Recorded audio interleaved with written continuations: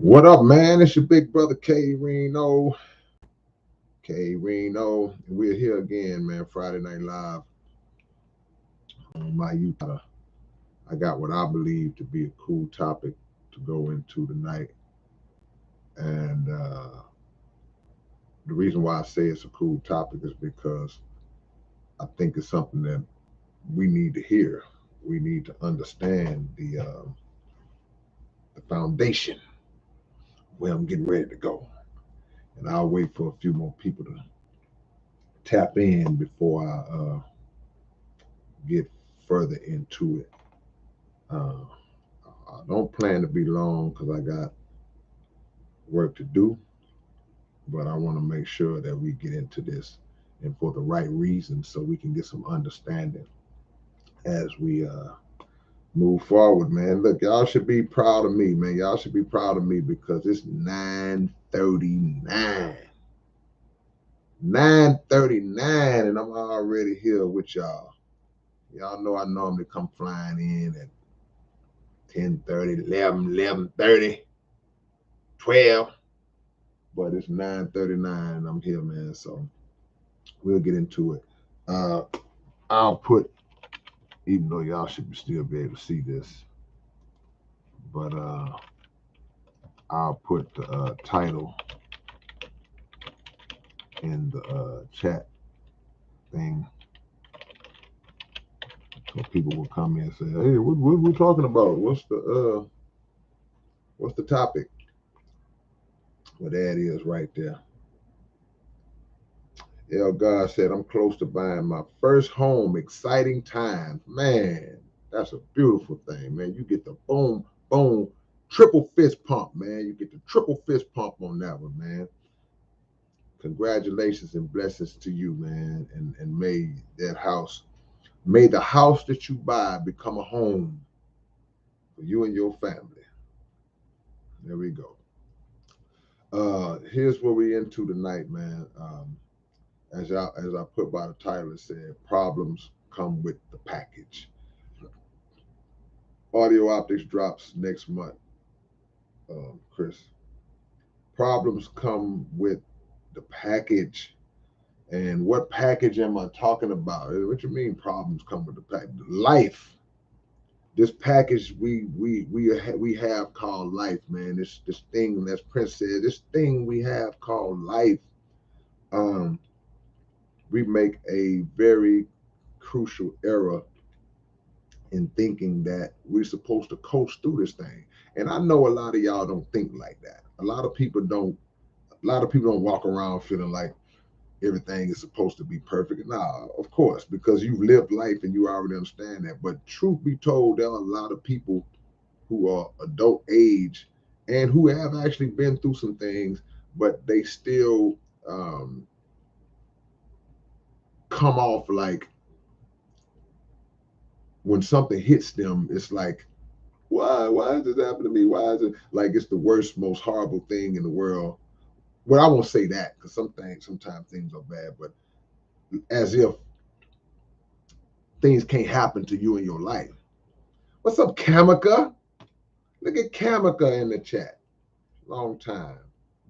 Good to see you. But we kind of go into shock mode when things happen to us in life as if nothing can happen to us. And out of all of the billions of people that are on the planet, man, you live long enough, there's no one who's not going to experience their share of hardships, their share of trials, their share of problems. It's just destined to happen. It's gonna happen. You're gonna go through struggles. And so when I say problems are part of the package, it comes with it. And the expectancy of a problem, the mindset of knowing in your heart that something can or will happen, I think gives you an advantage in terms of dealing with it a little bit better. Because when you are blind, see, that's it's like being in a relationship, right? Like if you are 16 years old and you're just starting to explore dating and being in relationships, boyfriend girlfriend type stuff, you just starting to experience that, you have no prior experience with being in that situation. The first time a relationship problem scenario hits you, you don't take it so well. You don't know how to deal with it because it's new to you. You're a novice. You've never been through it, so it might affect you a little different. It might hurt a little bit more if she doesn't call you or he doesn't call you, and you haven't heard from, or you find out that they went on a date with this other person, and that may crush you in a way that it may not crush you later on in life after you kind of experience some things. So now once you've been through a few things, now you kind of uh, are aware of the possibilities of certain things that can happen. Not that you uh, necessarily expect it, but you have it in your mind like, okay, this is what could possibly come along with that if I give myself over. Like when you, hey, I'm getting married, I'm getting into a new relationship. You're giving yourself over. You taking a chance. You stepping out there. But your experience makes you know, okay, hey, I'm gonna take my chances, but who knows what could happen. You're not blindsided. You can still be blindsided. Don't get me wrong, but you can deal with it a lot better than if you just have never even conceived the thought that something can happen.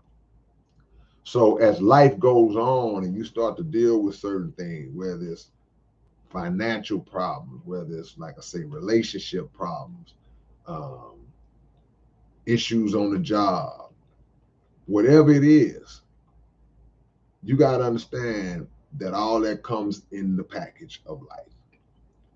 Appreciate the love. Lester Smith, always supporting, always showing love, always coming through, um, looking out for his big brother.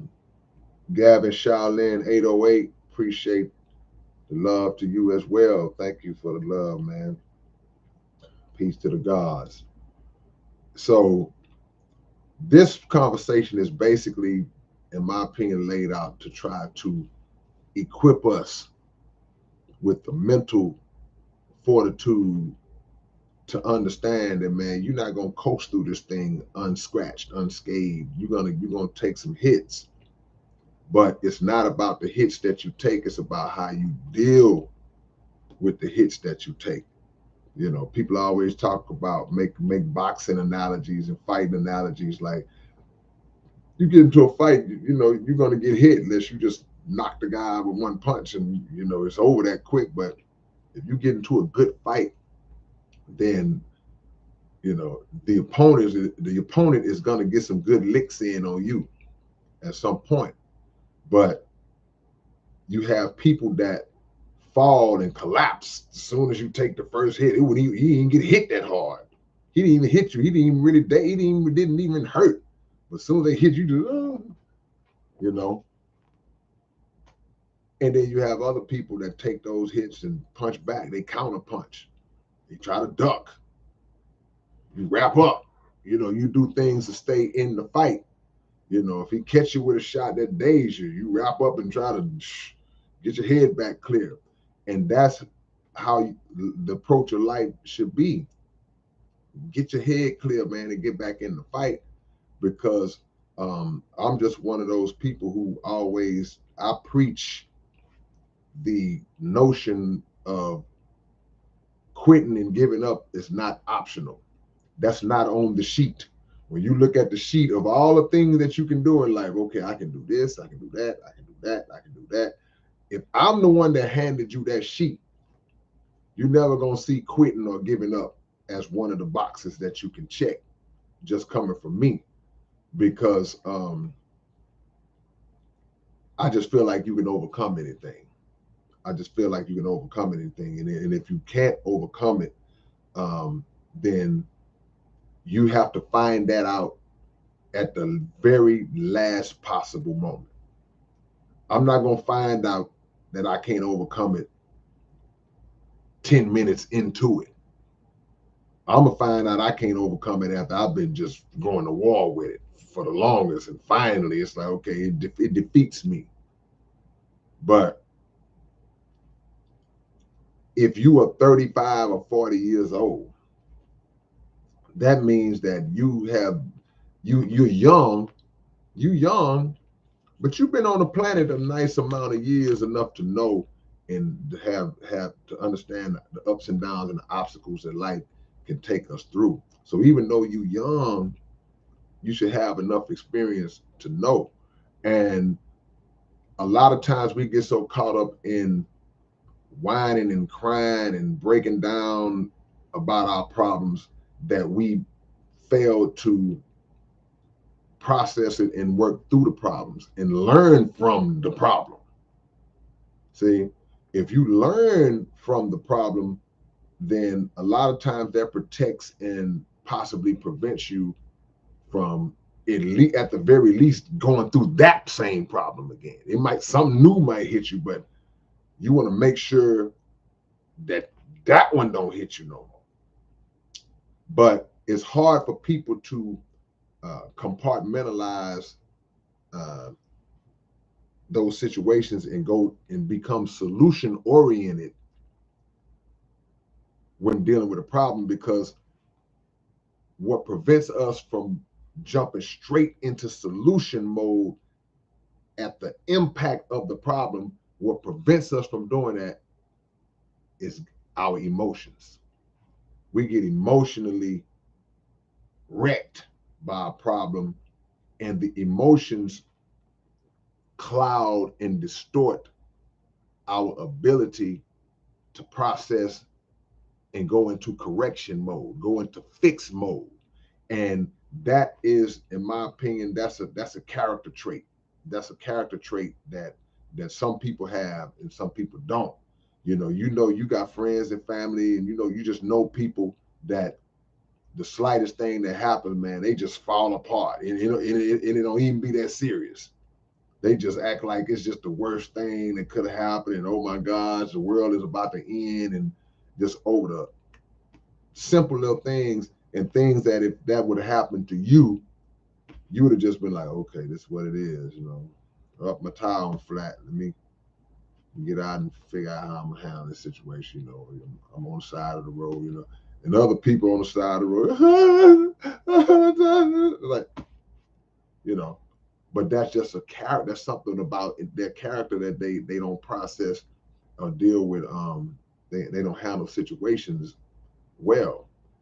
And so if it's really a pressure situation, you ain't got a chance. And those are the people, you can love them to death. You can have friends and family like that, but those are the friends and family and the kind of people that you, as the logical thinking one, you don't never want to be in a bad situation with those kind of people. It's like, I hope I never get in a tight bind and he's around or she's around, because their panic can impose itself on you. Not that it will make you panic, but it can distract you from being able to concentrate on the solution, because they freaking out and you trying to, hey man, and you can't lock in on getting us out the problem. So it's so many layers to this whole thing, but we got to understand that problems come with the package. Life is a very intricate journey. It's so intricately detailed with so many things that go on a daily basis, on a minutely, hourly basis that we have to deal with, that when you really think about it in terms of just the totality of time, even in a day, just the 23 hours, 56 minutes, and 46 seconds that a day consists of, if you make it through a day and without any hitches, that's amazing. So within a year's time, you're gonna have something's gonna happen. Somebody's gonna have a situation like, but unless you are just the most unfortunate person in the world, these are not things that are gonna happen to you every day. And not things that are gonna happen to you every day. But prevention, planning to prevent certain things mentally as well as physically and materially. But I'm thinking about mentally preparing yourself for the thought that something could come based on what it is that you are involved in. I don't care if it's something as simple as having a job. So you say, okay, today, yeah, I got a job, man. I'm glad to have this job. I've been on this job for 2 years. I've been really well, and I like my job. But also having it in your mind that, but I understand that at any minute something could happen, and it's possible that I could lose this job. Not being naive to feel like, oh man, no man, no man, my supervisor love me. I come in late sometimes. He don't even say that. He cool, man. My manager cool. He love me. Oh man, I do so much for this company. They need me. They're not gonna let me go see because I'm the one that makes sure that all the that don't mean nothing. Or it might mean something. You might be absolutely right. You may be uh, irreplaceable in terms of that job that you're working on. Everything you say might be true. But you should still always have your mind fixed that at any minute, this could all change. Because it may not be something based around your performance. The company might fold. Company might go out of business. The building might burn down. Uh, an incident might happen. You may get into it with somebody, man, and been in the wrong and been in the right, and you had to defend yourself or something. It's something that you didn't expect to happen, and then they might decide, hey man, for the sake of public relations or for the sake, we got to let you go. You don't know what can happen, but if you have your mindset that something could happen, so I'm putting money away. Okay, how good it's going, I'm chucking a little something to the side every week or every time I get paid. I'm keeping my eyes and ears open to other opportunities that might interest me at some point. I'm working on establishing my own business that I may be able to transition into or invest in at some point. So if that day comes, the shock won't hit you so heavy and you won't be in a state of being unprepared because you got caught up in the fact that, oh, they love me. Because problems come with the package. Same in a relationship. Just like I said, everything's going good, man. Oh man, me and my wife, we've been together 17 years, man. It's beautiful. Hope y'all together 17 more. But anything can happen. And I don't really like to go there on that level when it comes to like marriage and relationships, because you're not even supposed to come into it with a mindset of it could go left. That's one of the one things that you shouldn't come into with that mindset. Even though in this day and age, in the society we live in now, I halfway don't even understand why certain people even get married. Certain people, you know. And I'm not by any means, I'm not against the institution of marriage. I'm for it, but under the right circumstances, in the right context, under the right situation, not because it's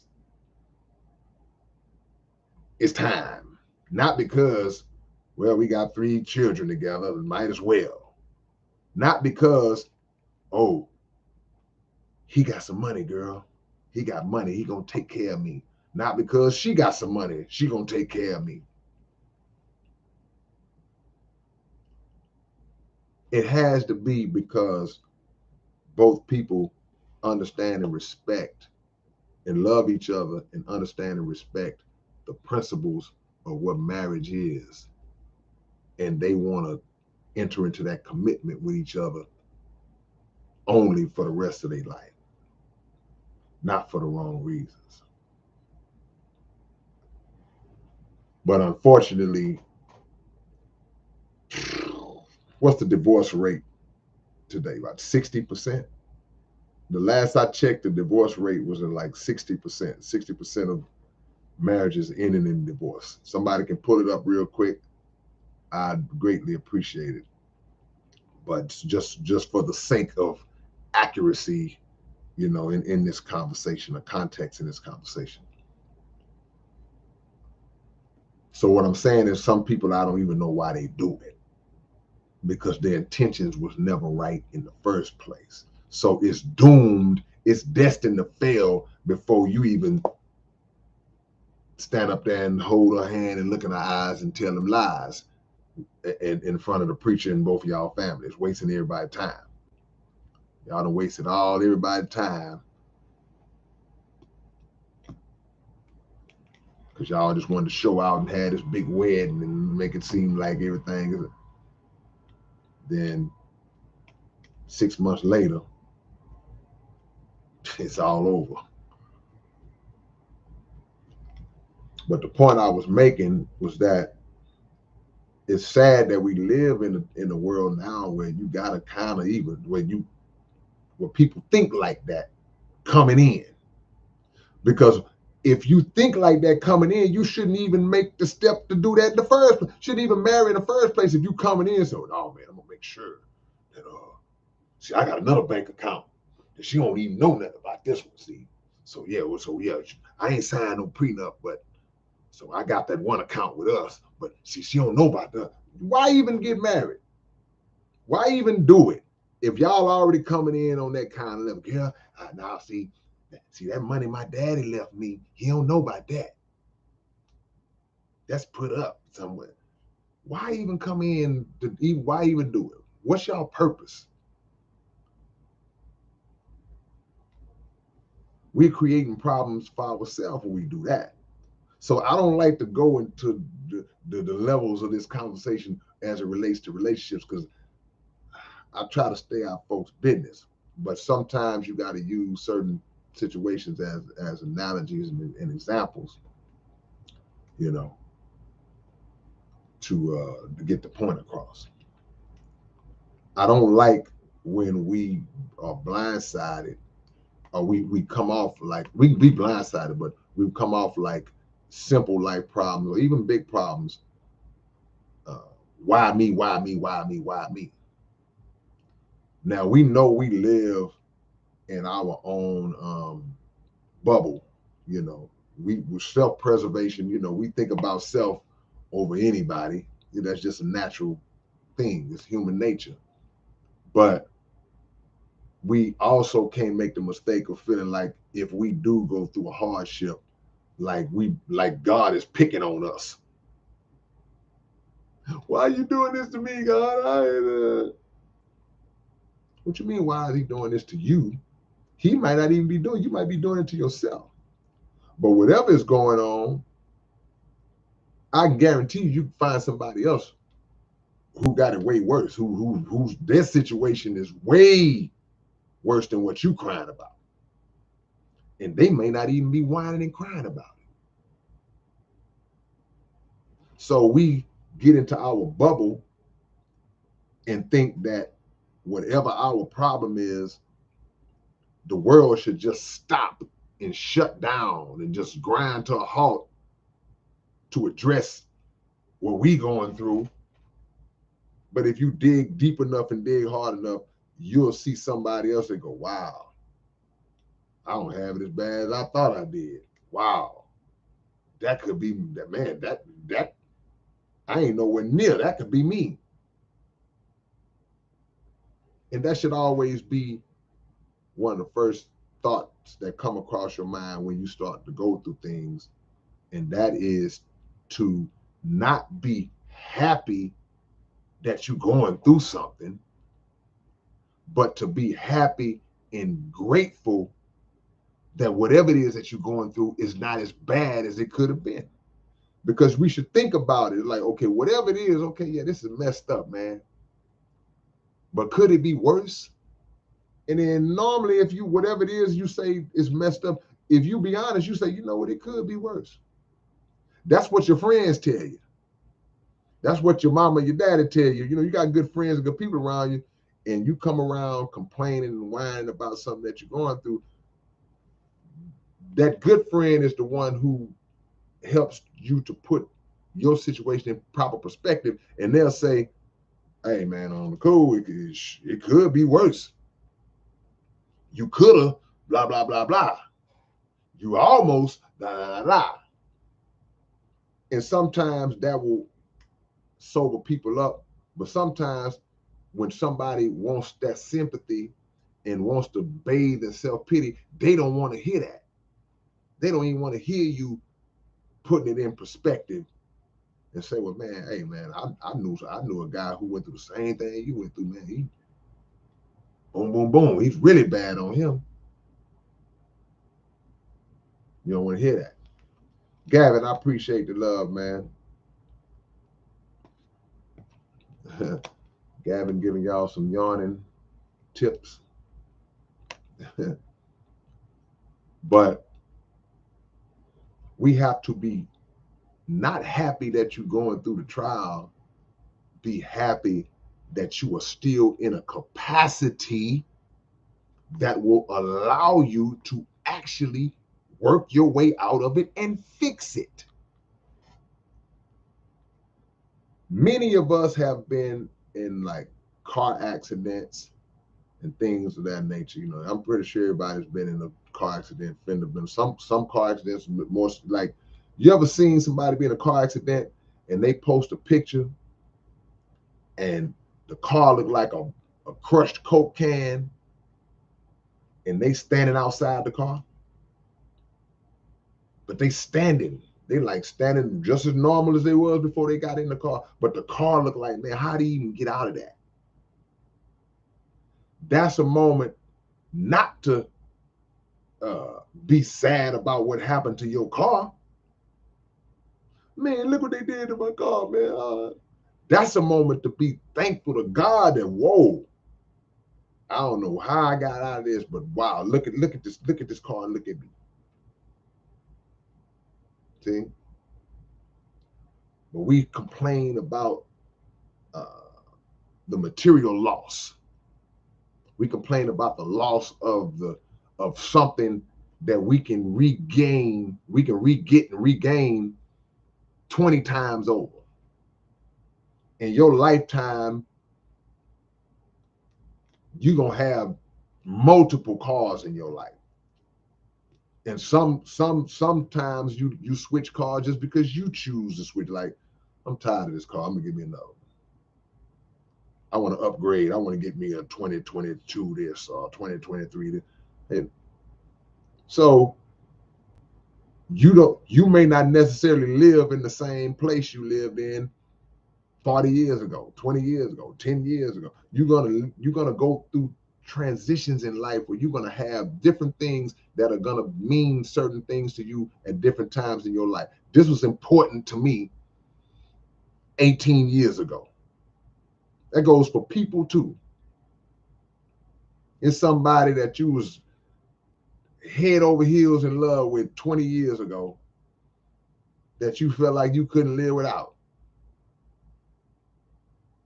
Y'all broke up 15 years ago and you don't think about them at all.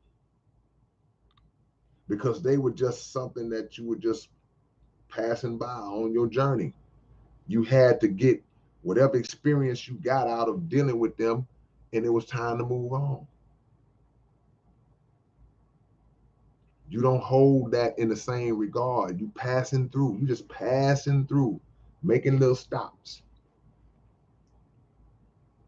So to put all of your mental weight behind things that may or may not even be in your life, in your future, that's how people end up in jail for the rest of their life.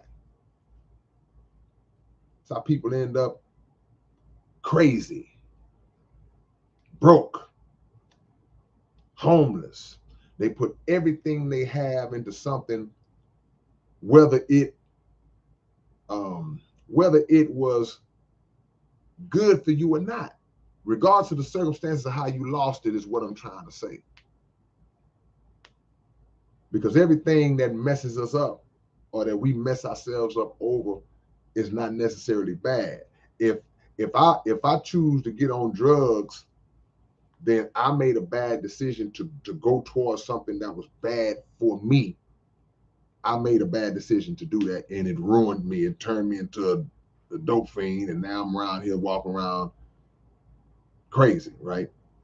But everything is not always bad that puts you in a bad situation. Something may have been something that was, oh man, this is really, I really cared about this person, you know. It just wasn't meant to be. Something happened that made it not be that way.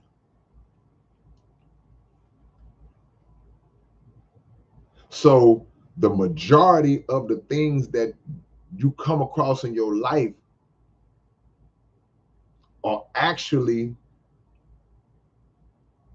metaphorically illusions. They just illude. They just passing through. It's an illusion. I got a song called "Cloud of Smoke." It's all it is. It's just a cloud of smoke. It's a mirage. Only a few things will be constant in your life. Now, if you like my homie that's in here right now, my homie Phantom Face Final, he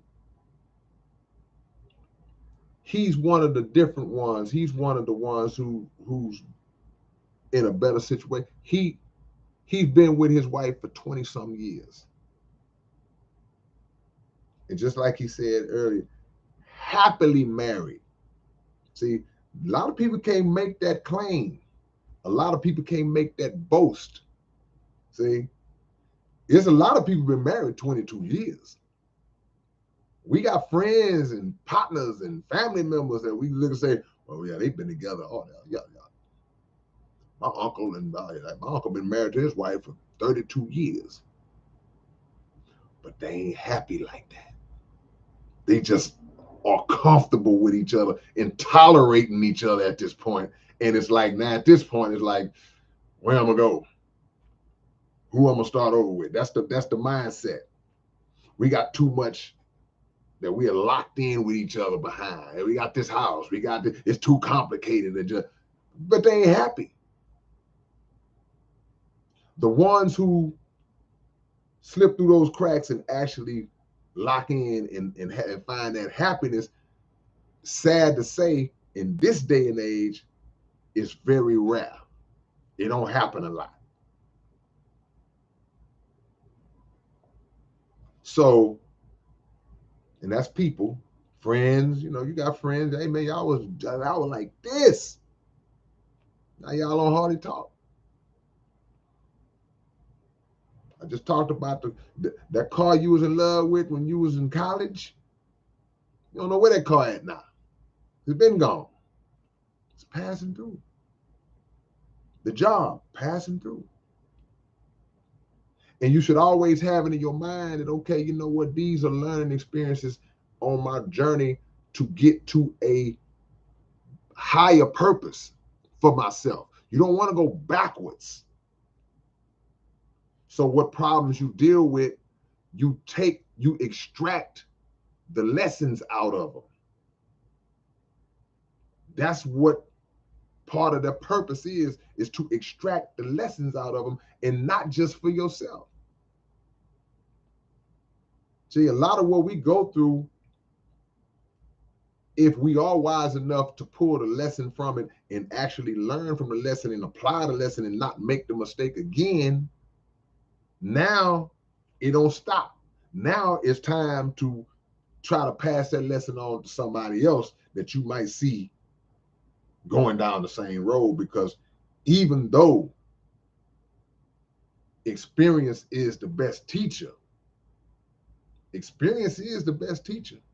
make no mistake about it, it's still certain things that you say to yourself, man, yeah, experience the best teacher, but I wish I wouldn't have had to go through that to learn. I wish somebody could have just told me. But the problem is, some of us, even if somebody was to try to tell us, in that moment, in the mindset we might have been in at the time, we weren't going to listen no way.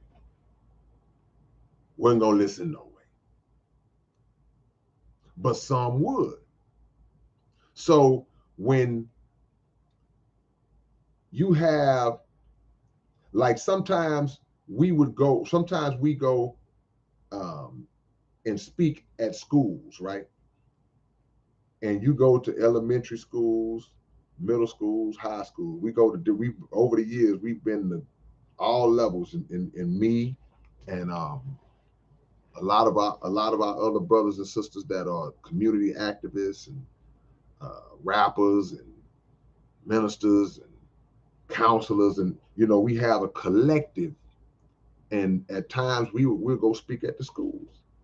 So if you're in an auditorium full of students, it might be 300 or 400 of them in there, and each person that's on the panel will take turns saying whatever it is they got to say, and they're speaking and dropping knowledge from their own standpoint, from their own life experiences, from their own levels of expertise in the fields that they specialize in, right?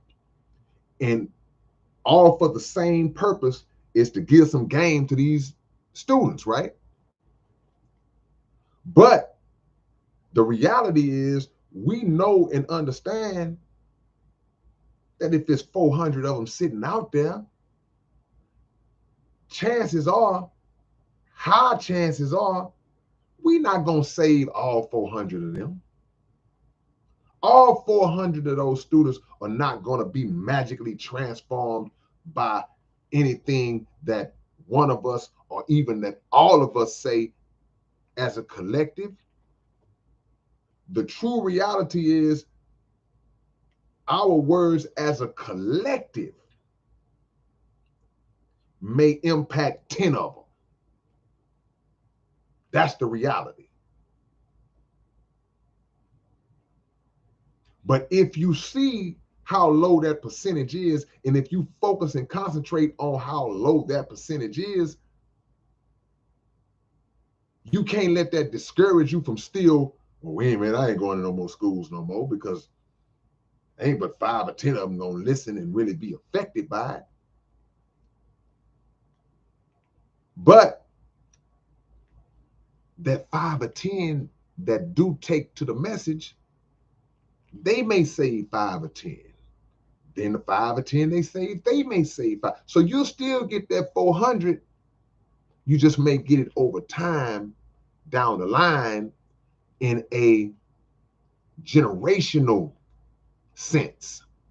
Well, man, that take too long? Well, no, because it's people doing it all over the world, though. So the reality is, like people say, it's a numbers game. You gotta try to reach as many people as you can, because there is gonna be somebody who gonna not pay attention. See, we have people that came out of prison, bro. People that have come out of prison, done 15, 20 years in prison. And they come out, shout out to my brother OG1, that's who's on my mind as I'm saying this, because he's the example that I'm thinking about right now.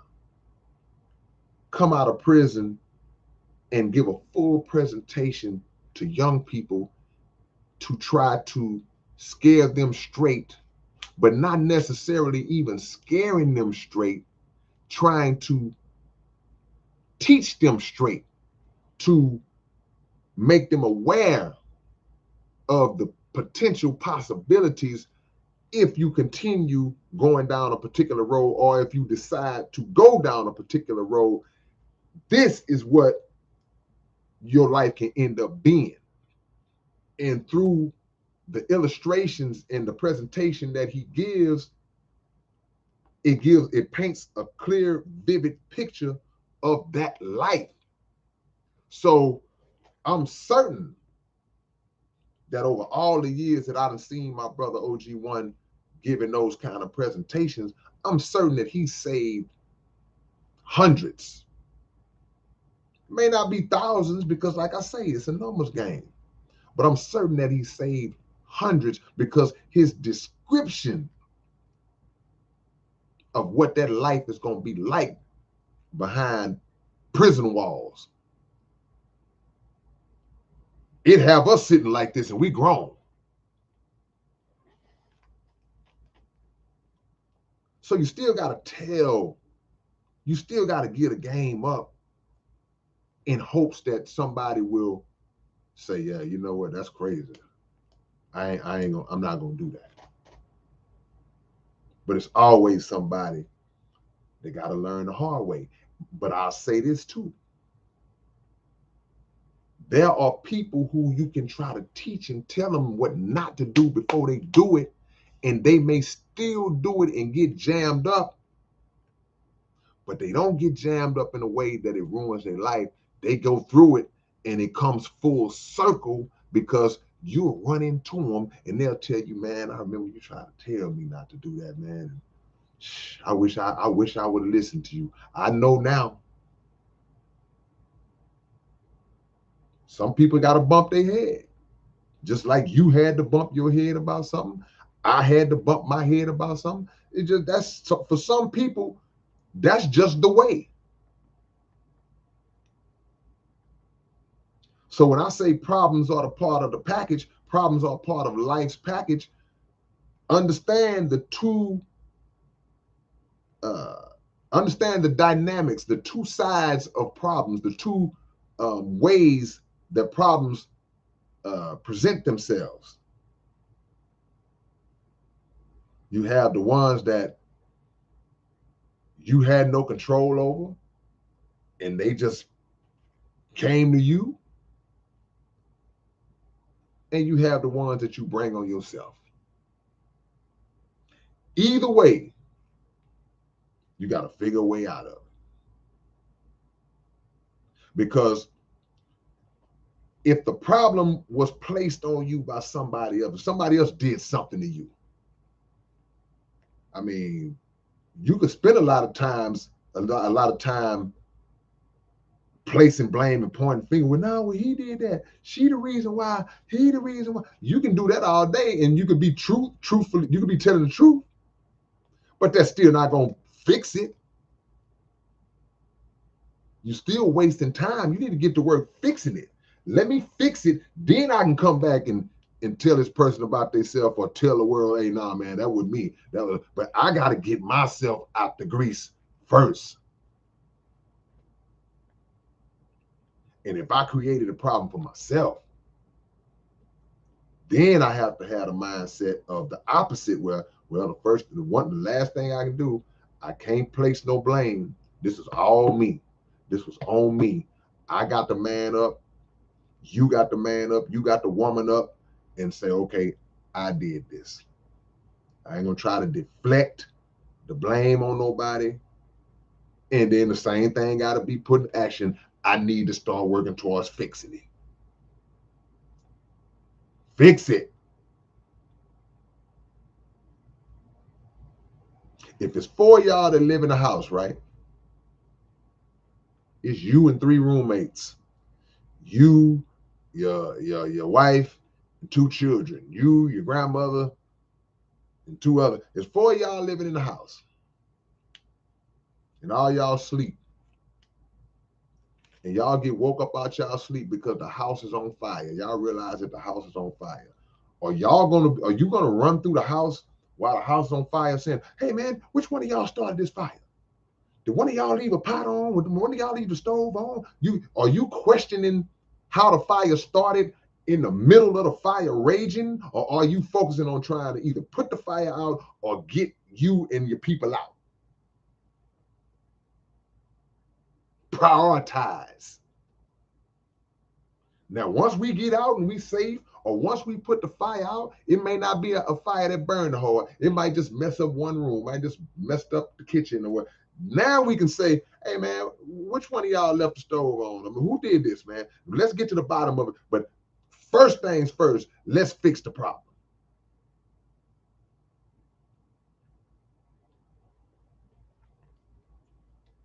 That's our issue.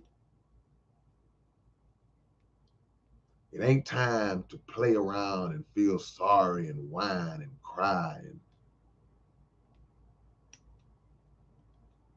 And guess what? We've been hearing all our life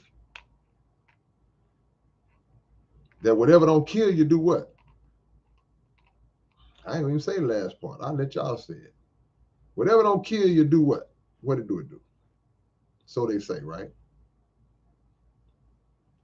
So certain situations, if we, I don't want to use the word embrace, but if we react to them properly from a mental standpoint and from an active standpoint, if we react to them the right way, it can make us a better person. Because you learn from the mistake.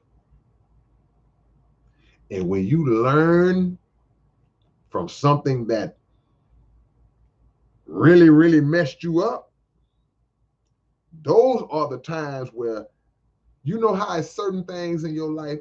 I guarantee you that y'all are going to agree with me. Well, most of y'all. Some of y'all might be crazy. I don't know. But how many of y'all, by a show of hands or just saying yes or whatever, how many of us in here right now have made a mistake that set us back so bad, that messed us up so bad in whatever way, that you know for 1,000% fact that you will never do that again? It's some stuff that you be like, yeah, that ain't gonna never happen no more. I ain't never doing that no more. And it don't matter if it's money involved. It don't matter. You can name any scenario where somebody say, well, what if I ain't never doing that no more. Because the consequence was so messed up that it's like, it's not worth it. It's not worth it. See? That's growth. That's called growth. Because that's why I said some of us, because we all got a lot of friends and family members that they amaze us. And the reason why they amaze us is because we can't believe and understand how no matter how many times they make the same mistake, and no matter how many times that same mistake just crushes them, they keep doing the same thing.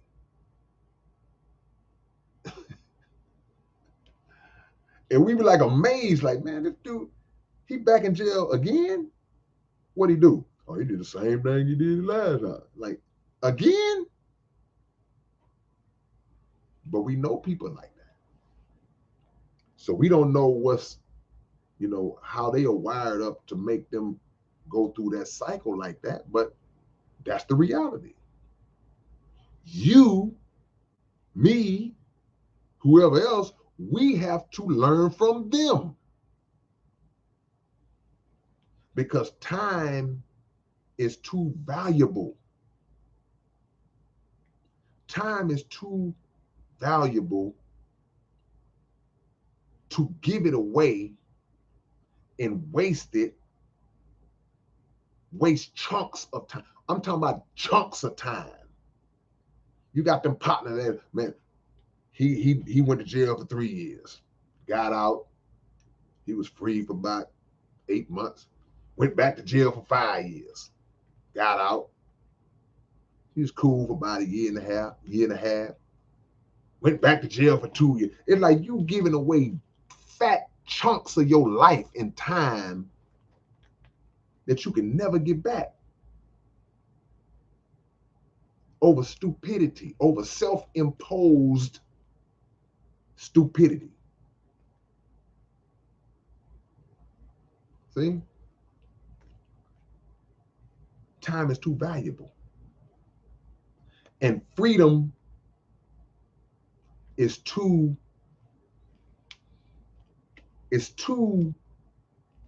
precious.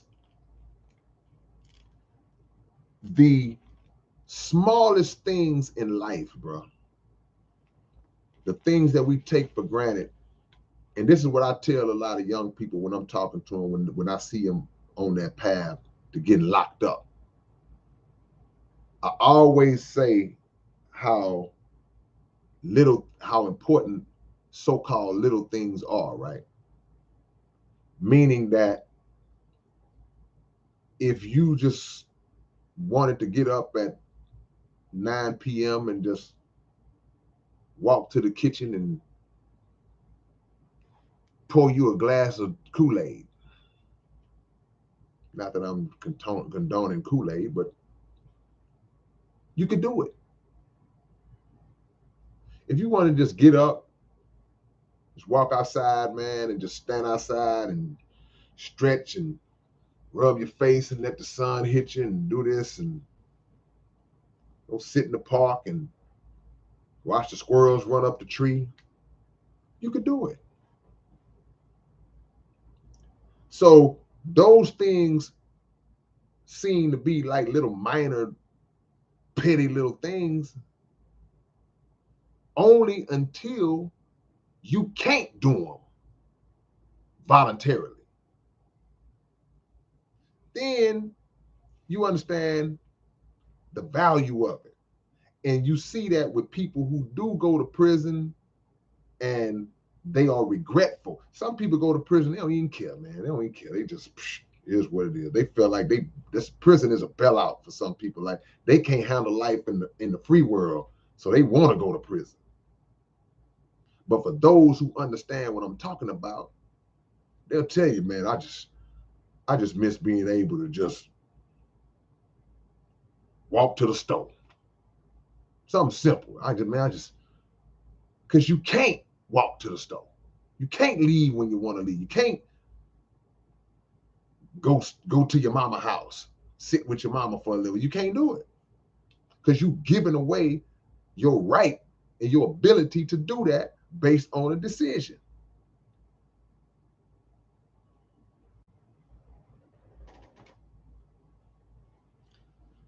All right, man, it's that part where I go back and see what y'all talking about. So I'm gonna flash back a little bit. Cloud Surfer says, what if you do something morally good, but the institution considers wrong? Well, it's funny you asked that question because just yesterday I was thinking about how the society we live in is set up. And what I was thinking about, Cloud Surfer, I was thinking about the difference between um, what's right and what's legal, and understanding that they are not necessarily the same thing. Because you can pass a law, but that law might not be morally right. The law you pass, the thing that you make legal, the thing that the system makes legal might still be corrupt in its nature, right? It may be an immoral law. See, I don't believe that if they make it legal that a dude who identifies as a woman can go in a women's bathroom with women and little girls, they can make that legal. And they can say, well, he can say, well, hey, well, by law, I'm not breaking any law. I'm not breaking any law. But it's immoral. It's wrong. So if you do something morally good, but the institution considers it wrong, then you have to have the understanding of knowing who the true authority is that you have to answer to. And the authority that you have to answer to is not this institution. It's the creator, it's God himself. So he saw what you did that was morally good. Now, what you do that's morally good while living in a society that's morally corrupt, that's immoral and corrupt, you might suffer a consequence, a worldly consequence from that. That's what happened to the prophets. The prophets out here trying to do God's work.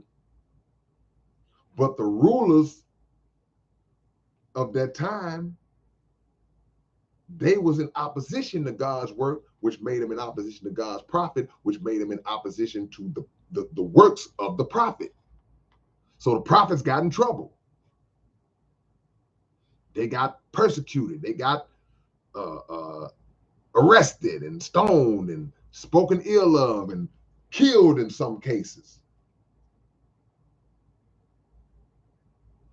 So you don't worry about what these cats say. If you know what you're doing is right, then you just ride with what's right. But Dash philosophy said, what don't kill you often will try again. And that's reality. Because, those forces, man, it actually connects with what Cloud Surfer is saying. When you trying to be right in a dirty world, man, the world don't want you to be right. You got friends and family and people around you that want to make you crash out because they crashing out. See, they crashing out. So the fact that they're miserable and they want to, misery loves company, and they want to have somebody to crash out with. When they see your growth and your elevation, that don't sit well with them. So they gonna either try to bring you down or they just gonna flee altogether, which is really what you want. If I can't be a positive influence on you, and I know I'm not gonna let you be a negative influence on me, then it's time for us to have what's called the parting of the ways.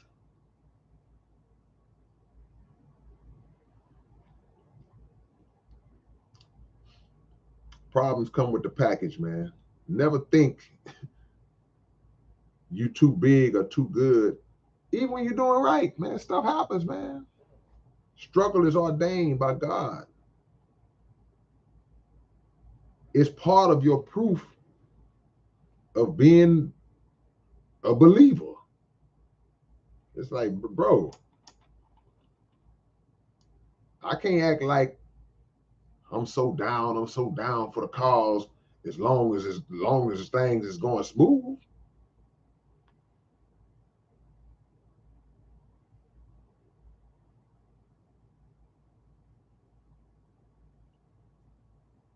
It's that Jackin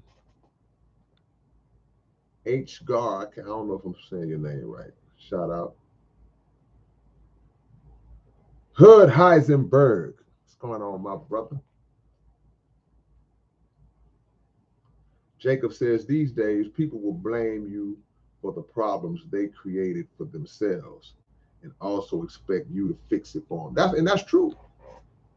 Because this is how deep you just came on your comment, Jacob.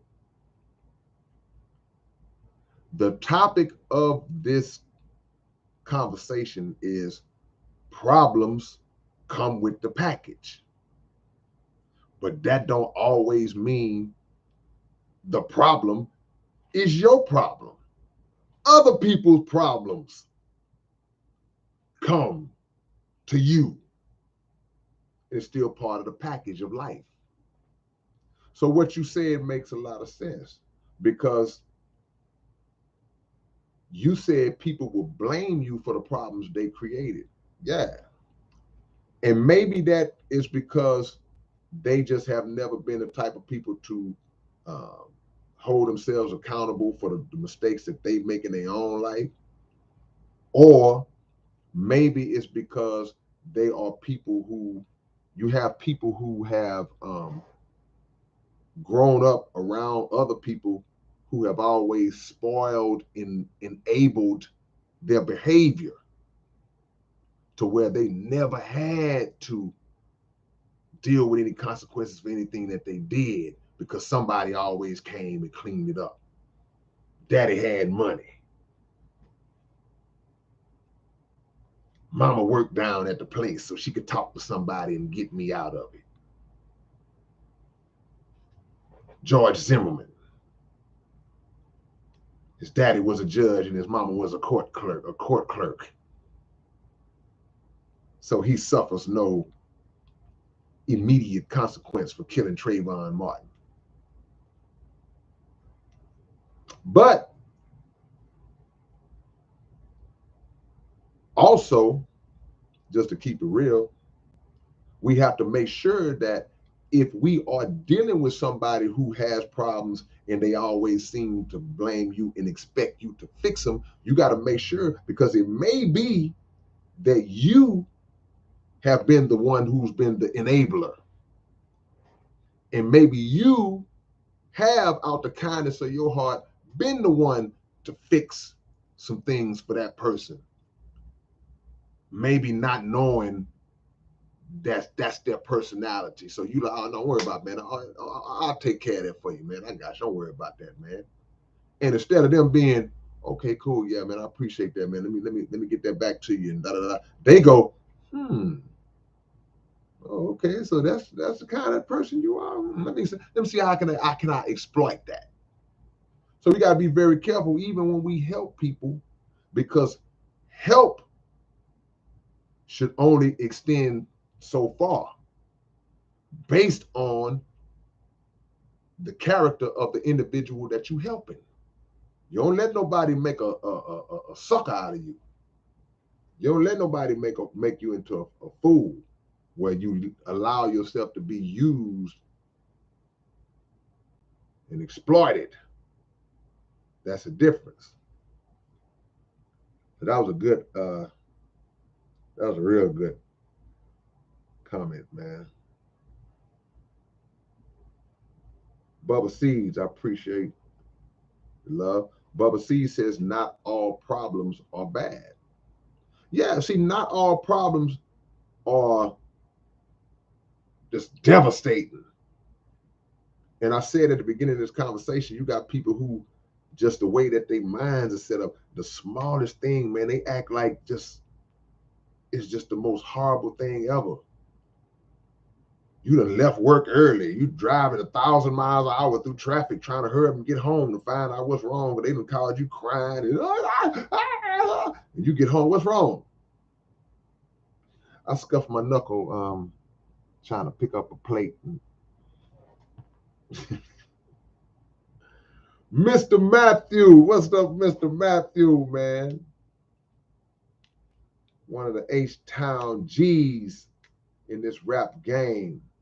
The one and only Mr. Matthew is in the building. What's going on, homie?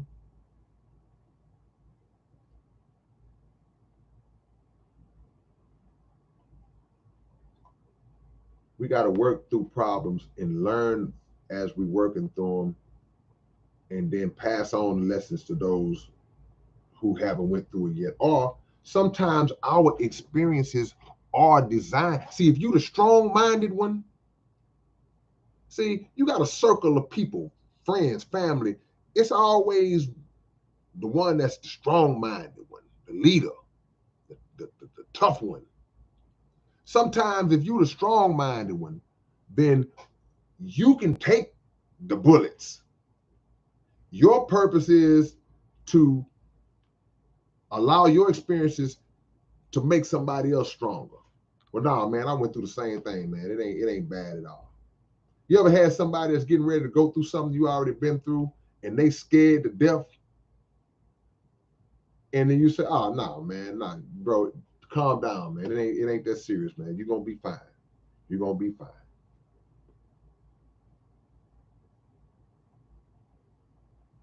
I'm going backwards reading y'all's comments, man. Trying to hit up, just some different people. Ooh, Skylar Kabir. He said the original creator didn't perfect it in the beginning, so no one is immune. Ooh, wait, man, you dropping some high level bombs, because that's the truth. The original creator of the heavens and the earth, the original God, he had to study, he had to learn himself. He had to go through a process of working towards perfection. Boy, you said, man, you dropped a bomb. So who are we? Come on, man. Ooh, man, you blew my mind with that one.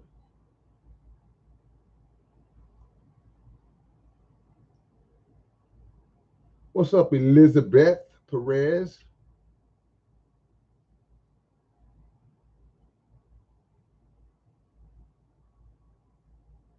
Rap Hugh Texas says, each one teach one. Yeah.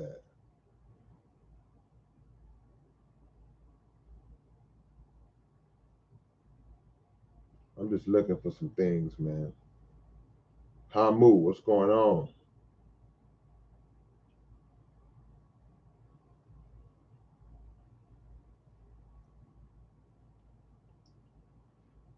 Hood Heisenberg said, how do you approach trying to enlighten and teach others who are very resistant? Very resistant. I mean, you don't. It's one hit a quitter. See, in the time that we might take trying to um, beat somebody over the head with knowledge or information, regardless of how life-saving it could be or what you see in that person, that, hey man, if a person don't want it, that's the equivalent of, in the rap game, man, the underground rap game and the independent rap game, independent underground rap game. We do a lot of the footwork and the groundwork. We do a lot of that ourselves. So I may not have necessarily a street team that's out there passing out promotional supplies and all that type of stuff. So there have been times where I've been out there on the scene myself, passing out flyers, passing out my own flyers. I'm sure you have too.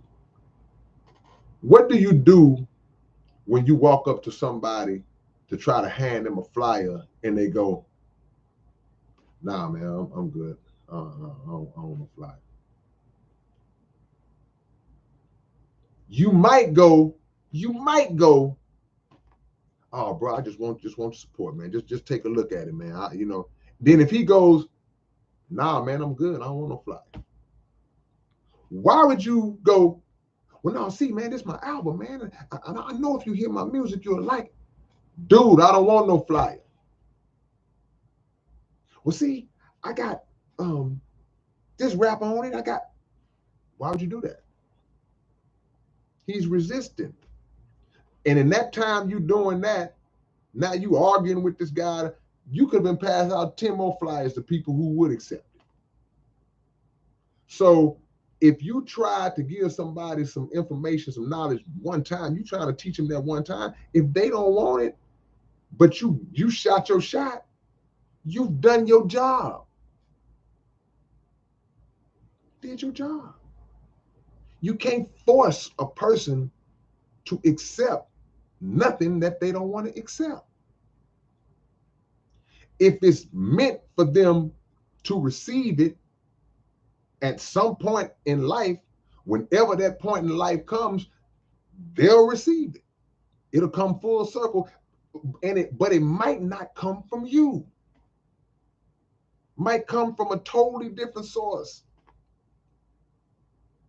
And you might see the person and they totally different. And you might say, man, I was just trying to tell you the same thing.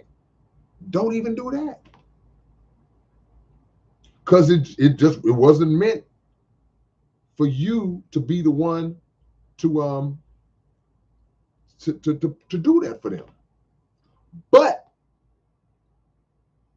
you may have still been a seed, because normally people will remember whenever they do come to accept, or maybe 3 or 4 people before the person who finally got them had come to them. It's like, man, why everybody keep coming to me asking me about this, trying to tell me this? I remember when whatchamacallit first said that. I was like, I ain't want to hear that. See, certain things are like time release. Certain messages enter people and they have immediate impact, and other times certain messages are time released, where it's in there and it's almost like it got a timer in it, where it's like, well, now he ain't gonna accept it today, but 2 years from now it's gonna go ding. But you might have planted the seed. But you can't force nobody. Don't waste time trying to. I used to do that, because when you come into some knowledge, you be so happy and enthusiastic to try to just tell everybody, well, man, no, man, they lied to us, man. You just you try to get it out, and they looking at you like, man, gotta watch out, man. Watch out, dude. The game on. So my thing is, I'll give it to you. You take it, you don't. But for me, my blessing is to be able to relay it through my music. So whatever my belief system is, whatever I stand on, I'm gonna get it out. And if they don't want to hear what I gotta say, they can either just flip to the next song or turn my music off altogether. But you gotta love who love you. That's like just a saying, meaning that don't waste your time with people who don't want to hear what you got to say. After the first 1, maybe 2 times. I'm not saying totally ignore. You have an obligation, but I'm not supposed to just be knocking on your door every day and you keep telling me no. It's like a dude trying to holler at a woman. Trying to holler at this woman every day. She shoot you down every day. You might wear down at some point. She might have liked you all the while and just was playing hard to get, but sometimes they don't like you. When they say no, they really like no.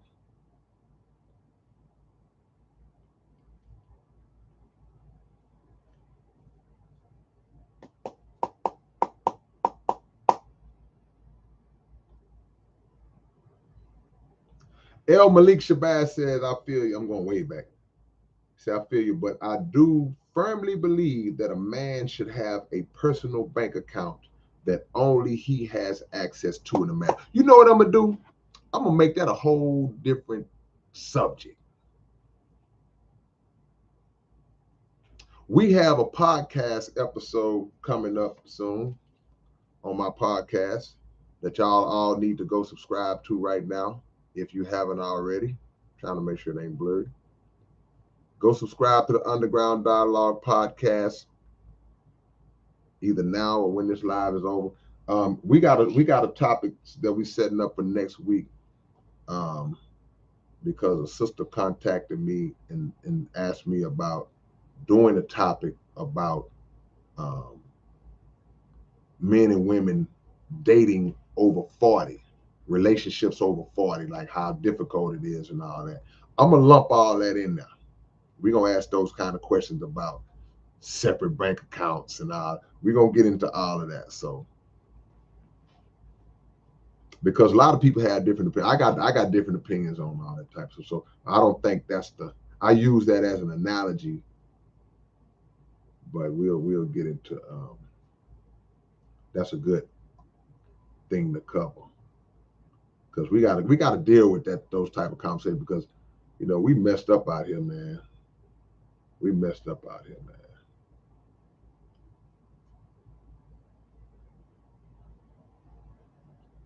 See, problems also can be a wake-up call. We can go through certain things that wake us up to like ways that we live in. Like, man, you on a bad road, and then something happens that just like slows you down, man, and wakes you up like as a blessing, a warning blessing, like, hey man, you need to slow down, bro. You moving too reckless, bro. You're moving too reckless.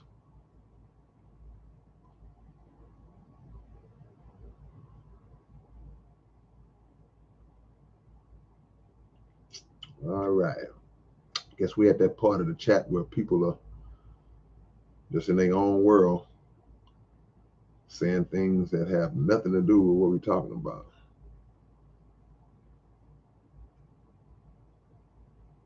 Hamu said, let's get Brother K-Rino at least 100,000 views every Friday. Hey, man, I'll sign on for that. Thank you, man.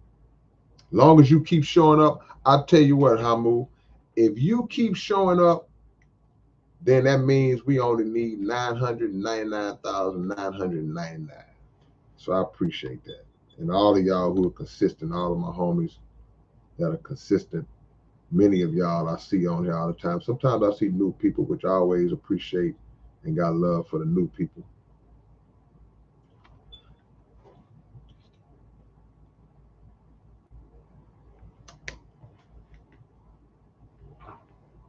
Base, I've done a few jobs. The jobs I worked on made me know why I need to work for myself. They were a problem. So they taught me a lesson that I need to work for myself.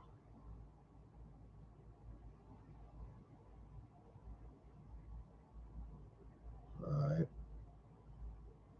Trying to catch back up, y'all.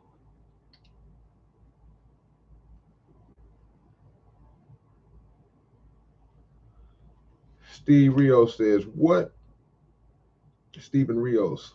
Okay, we got a Steve Rio, my homie in Canada, and we got a Stephen Rios. Okay, wow. What you think about the new law they passing in Texas about child support?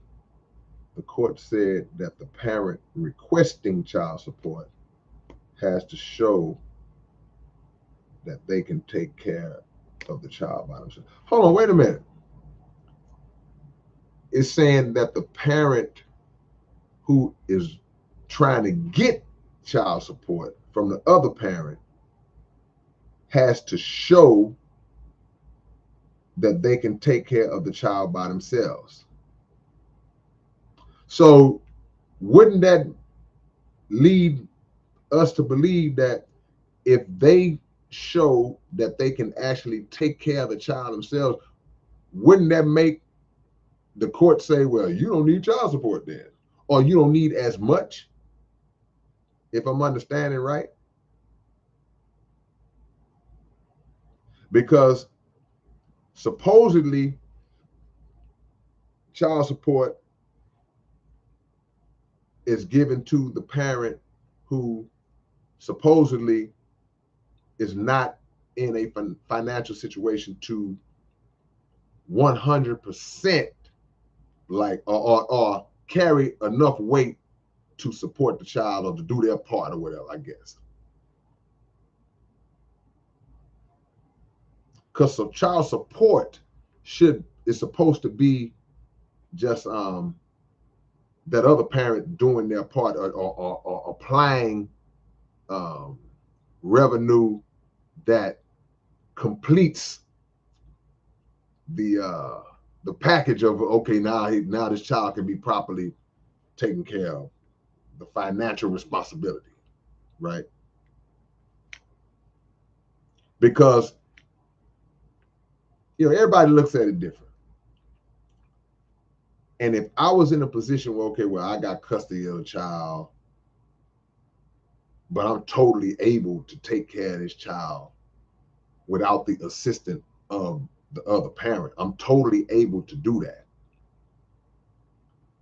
While I would want the other parent to chip in to come through with something, I would want that. But I personally wouldn't be going all out my way to try to hit up for child support now. Because a lot of times I think that child support, whether male or female, because I got a few homies that actually collected child support. That messed me up. I had never, back in the 90s, I had a homeboy that he told me he was getting child support. I thought he was lying. I was in my 20s. I didn't know. I didn't know that a man could receive child support. I was like, what are you talking about? Yeah, man, my ex-wife pays me child support. I'm like, man, shut up, man. I couldn't believe it. I was young. I didn't know, y'all. I didn't know the deal. But he worked, if I'm not mistaken, he worked at NASA. So he didn't need the financial assistance from his ex-wife. It was more so of, I'm going to show you. Or sometimes a person might try to stunt. The dude might try to stunt a dude, or he's the guy, he's coming off like he ain't got it like that. Hey, man, I'm struggling, man. I can't. They don't want to help his own child. And then you find out, no, this dude doing good. Because they'll find out. So it's like, oh, you want to play with me? Or even before the state get involved, she might find, okay, you want to play with me? I know that you're doing better than you coming off. Or you want to play? What you talking about? I'm down right now. All right. So child support ain't always necessary. And then sometimes, you get into the whole dynamic about female might be mad because the guy don't want to be with her no more or whatever. Then, it's very, I won't say very rarely, but a lot of times it ain't even about the child getting the support. It's about the dynamic between the baby mom and the baby daddy, that the friction creates this whole scenario.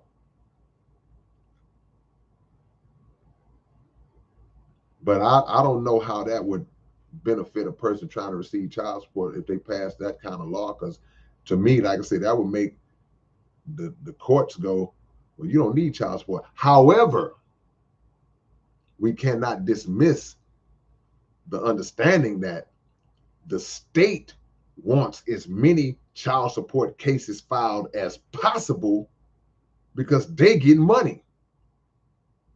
So for whatever reason, they might be requesting, according to what you're saying, that the person who's requesting the child support can show that they can take care of the child by himself. I don't think that's going to deter them from still letting that child support pop off, because they, in a lot of cases, they'll try to urge a woman who don't even want to file child support, and they try to make her do it, or they'll just do it, pick it up themselves, because they get a percentage of that. That's why it's a hustle. It's a scam.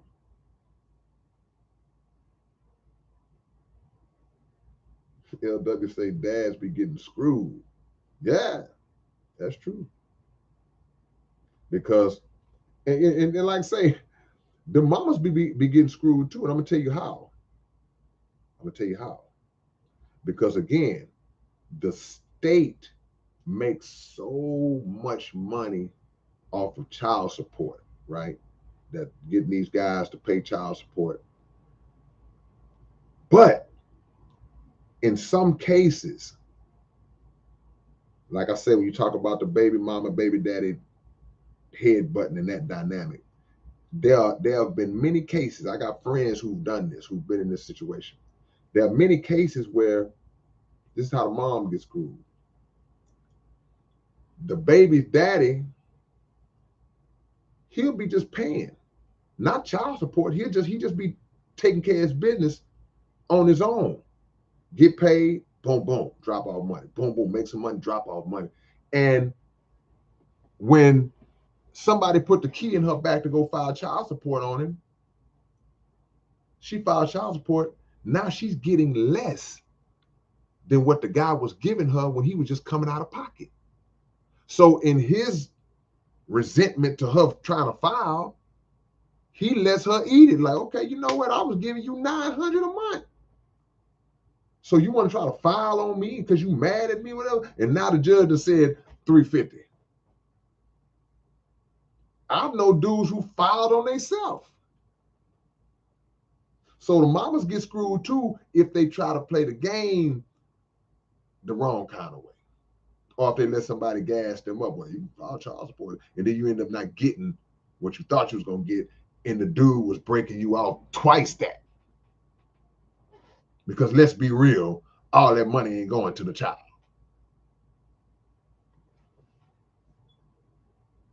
But that's a whole nother conversation. Problems come with the package. Dudes used to be scared of child support back in the days, boy. A woman knew if she could say, "Oh yeah, I'm gonna put them white folks in your life." That, then boys start wising up like, "Well, wait a minute, I'll take care of my child anyway. It's gonna hurt you if you." Let me leave that alone.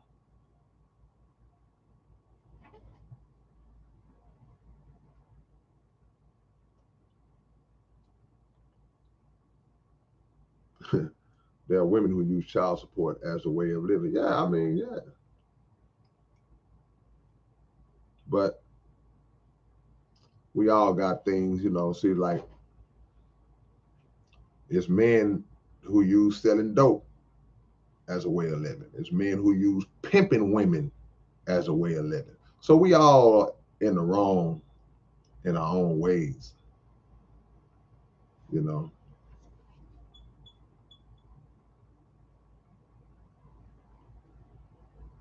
Hey man, drop y'all locations, man. I told y'all I wasn't gonna hold y'all long. Drop y'all locations. Let me shout y'all out and understand as we get back locked in, to the topic, to the conclusion. You know, when problems come to you, man, take it as a challenge. Take it as a challenge. Don't take it as a necessarily a punishment or woe is me. Don't punk out to it. Take it as a challenge. Hey man, I gotta fix this. Men and women fix problems. And if you're gonna complain about it, complain and work at the same time. You ever had to clean up somebody's mess and you was complaining the whole time, hey, y'all got this house dirty, but the whole time you cleaning it up. So you can get it out, but make sure that you fixing the problem at the same time. Now Maria, what's going on? Animanarchy is in the building. Oh yeah, we gonna have this conversation. Cause I see the brothers is on it. Y'all ready to get to this, boy. Asiatic Asian man said, How I do mine is mine, and hers is mine. Woo, man. Gorilla. He said, what's mine is mine, and what's hers is mine. Woo, you going gorilla mode, bro. How I move time and date for your part right now. See, my podcast, we don't have a set date. We don't come on like every Wednesday, every Thursday, every two. It might come up it might come up any day of the week, but it'll come up. So you can go in there right now and catch the latest episode, the most recent episode.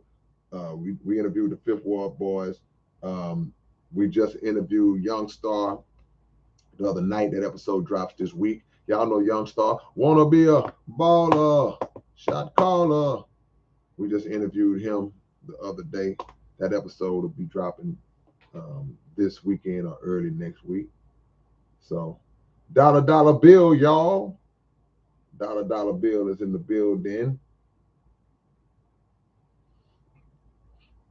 When did the comic book drop, Dollar? Yeah, we're going to get on this topic. Because I see, man, the brothers is ready. I need some sisters to come in because let me tell the few little sisters that we have, few little females that we have on my lives. Look, I ain't gonna let the brothers just dog y'all now. Right is right and wrong is wrong. So if I feel like the brother say something out of line, I'm gonna make sure I let them know. I ain't gonna just let y'all get slid like that. Y'all gotta speak up on y'all behalf too. Don't same token, I'm gonna speak out when y'all in the wrong, or if I think I could be wrong. So, in other words, we gonna disagree, and we gonna respectfully disagree, and agree to disagree, or we gonna agree.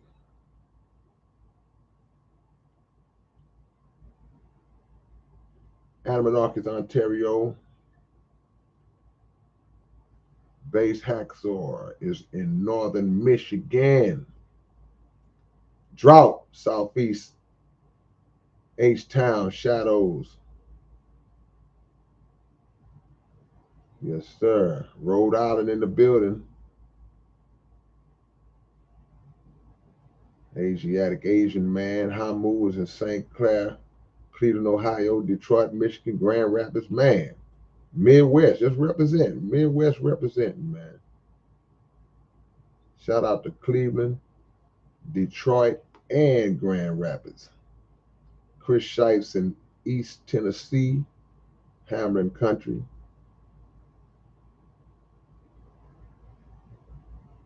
L-Dub, you in Budapest? No way. Bubba Seeds is an orange, out there in orange. Badash Philosophy, Australia. September 9th, it'll be back on the 9th. Okay, cool. Already. Got the new comic book dropping, man.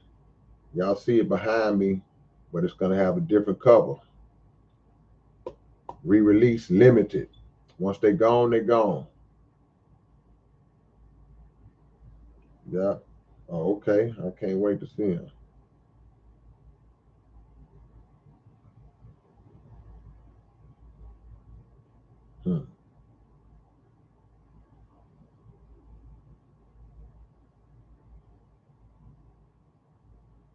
Cloud Surfers in the UK.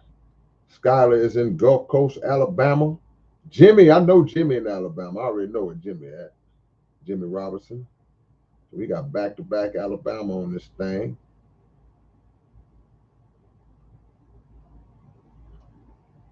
Yeah. Yeah, we're gonna autograph him, huh? We're gonna autograph him, huh, Dollar? Yeah, this limited, so yeah. Me and Dollar Bill, we'll meet up. I'll make sure I sign all 50 of them. And y'all can order it now, man. Hold on. Let's do this now. I'm putting the website to order the comic book right now. It's only 50 copies, man. Y'all, this ain't something you got to go do next week or next month. Go right now and place your order because it's only 50 copies of this re-release with the new cover. That's it. Only 50. When they gone, they gone. So that's the website that I just put down. Y'all see what my name is. I just put the website now. So y'all want to go order, go do it right now.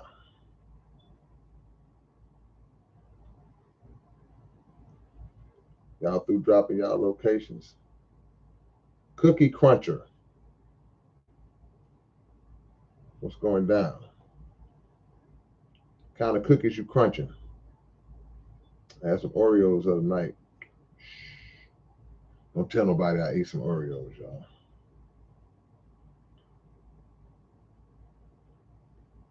Uriel said I got some homies out here in Tennessee too. Yeah, I know it, man. Tennessee been showing me love since the 90s. Shout out to 8 Ball and MJG. Shout out to 3-6 Mafia. Shout out to my homie Savage Mike. Phantom Faces out there in Columbus. Wow, the first release of the comic book, has it been a year? Man.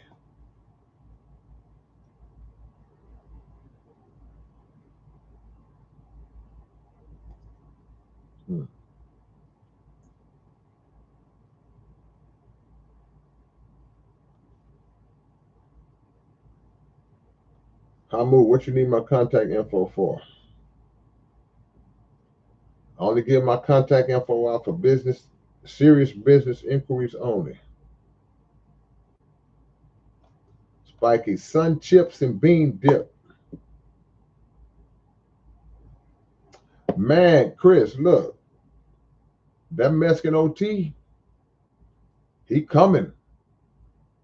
Yeah, I was just telling somebody about him. It's crazy you mentioned. I was just telling somebody about him last night. He. To be honest with you, Chris, what I was thinking it was that he's the first recent years since SPM.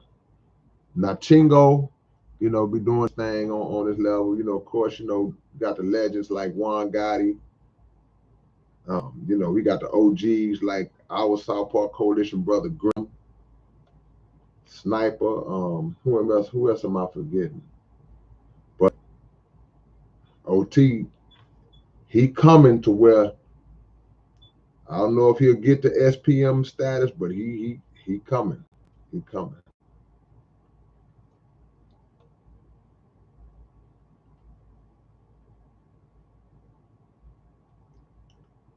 My spirit good. Man should be responsible supporting the family.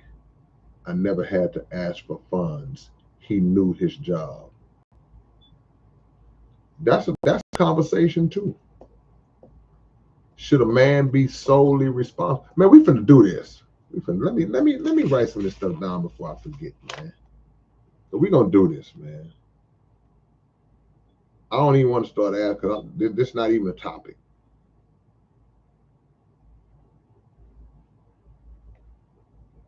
This is not even a topic. Who knows?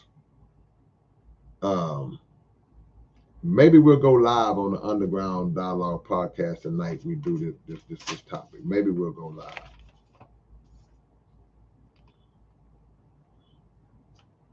So we'll see.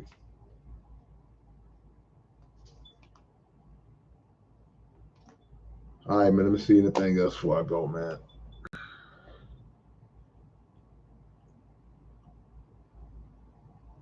Life has a lot of angles. Yeah, see, Phantom Face. My wife doesn't work, but she does. My wife doesn't have to work, but she does. Yeah. Are men afraid to pay bills? I'm gonna hold all this. Hey, man, y'all be blessed. Y'all go to that website, order the comic book right now. We want to sell out tonight. Walaikum salam. 52. Pooty, what's going on, my brother? We want to sell out tonight, man. So go order the comic book tonight. Anybody need their website again, or y'all want to scroll back up? If y'all need it again, I'll type it again. If not, and I won't. Subscribe to the podcast. Go check out some episodes now. We got about 20 episodes up now, so y'all got a lot to keep y'all occupied, man. Alhamdulillah. No question. Already. All right, y'all. Y'all be blessed, bro.